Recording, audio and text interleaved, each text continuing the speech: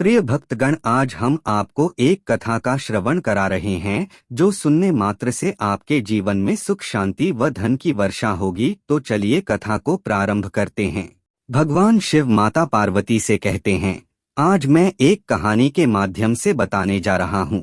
कृपया इसे ध्यान से सुनना। अगर आप ये कहानी सुन रहे हैं तो पूरा सुनिए। इस कथा को आधा अधूरा छोड़कर जाने की गलती मत करिएगा, क्योंकि इस पवित्र कथा को पूरा सुनने से मनचाहे फल की प्राप्ति होगी।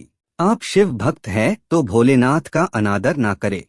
एक बार माता पार्वती ने भगवान शिव से कहा कि प्रभु, मैंने पृथ्वी पर देखा है कि जो व्यक्ति पहले से ही अपने प्रारब्ध से दुखी है, आप उसे और ज्यादा दुख प्रदान करते हैं, और जो सुख में है आप उसे दुख नहीं देते हैं। भगवान ने इस बात को समझाने के लिए माता पार्वती को पृथ्वी पर चलने के लिए कहा और दोनों ने मनुष्य रूप धारण कर पति पत्नी का रूप लिया और एक गांव के पास डेरा जमाया। शाम के समय भगवान शिव ने माता पार्वती से कहा कि हम मनुष्य रूप में यहाँ आए हैं, इसलिए यहाँ के नियमों का पालन करते हुए हमें यहाँ भोजन करना होगा। मैं भोजन की सामग्री की व्यवस्था करता हूँ, तब तक तुम भोजन बना।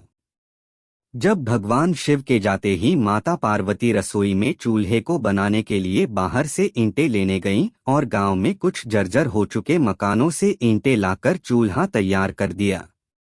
चूल्हा तैयार होते ही भगवान शिव वहां पर बिना कुछ लाए ही प्रकट हो गए। माता पार्वती ने उनसे कहा, आप तो कुछ लेकर नहीं आए, भोजन कैसे बनेगा? भगवान बोले, पार्वती, अब तुम्हें इसकी जरूरत नहीं पड़ेगी। भगवान शिव ने माता पार्वती से पूछा कि तुम चूल्हा बनाने के लिए इन ईंटों को कहाँ से लेकर आई? तो माता पार्वती ने कहा, प्रभु, इस गांव में बहुत से ऐसे घर भी हैं जिनका रखरखाव सही ढंग से नहीं हो रहा है।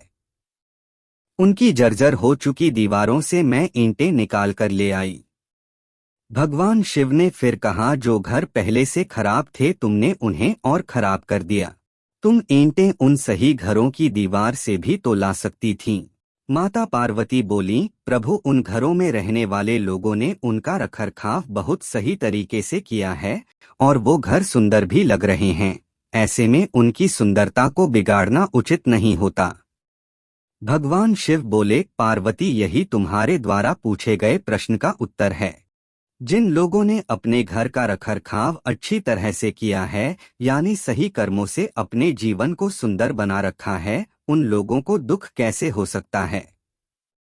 मनुष्य के जीवन में जो भी सुखी है वो अपने कर्मों के द्वारा सुखी है, और जो दुखी है वो अपने कर्मों के द्वारा दुखी है।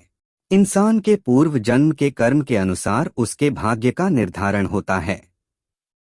जो जैसा कर्म करता है उसी के अनुसार उस कुल में उसका जन्म होता है।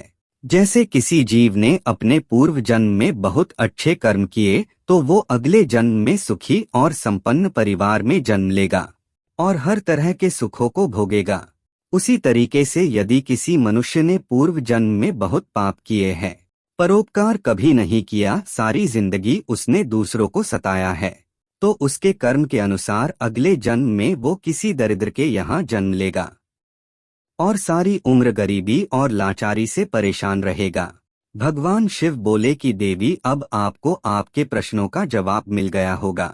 देवी पार्वती ने भगवान शिव का शुक्रिया अदा किया और बोला कि प्रभु, अब मैं समझ गई कि गरीब और गरीब अमीर और अमीर क्या होता है। इसलिए हर एक मनुष्य को अपने जीवन में ऐसे ही कर्म करने चाहिए जिससे इतनी मजबूत व खूबसूरत इमारत खड़ी हो कि कभी भी कोई भी उसकी एक ईंट भी निकालने न पाए। आज की कहानी से हमें यह सीखने को मिलता है कि कर्मों का फल हर किसी को मिलता है, चाहे वह गरीब हो या अमीर। आप सभी से निवेदन है कि वीडियो को लाइक करें, सब्सक्राइब करें और अपने विचारों को कमेंट सेक्शन में साझा करें। और ध्यान रहे, अगर आप महादेव के सच्चे भक्त हैं तो कमेंट सेक्शन में हर हर महादेव जरूर लिखें। धन्यवाद।